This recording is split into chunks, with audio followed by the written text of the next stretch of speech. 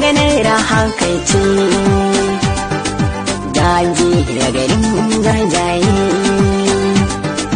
ni Suleiman ɗan Yusuf yau na tafo na gaida ku gaskiyar maganar haka ce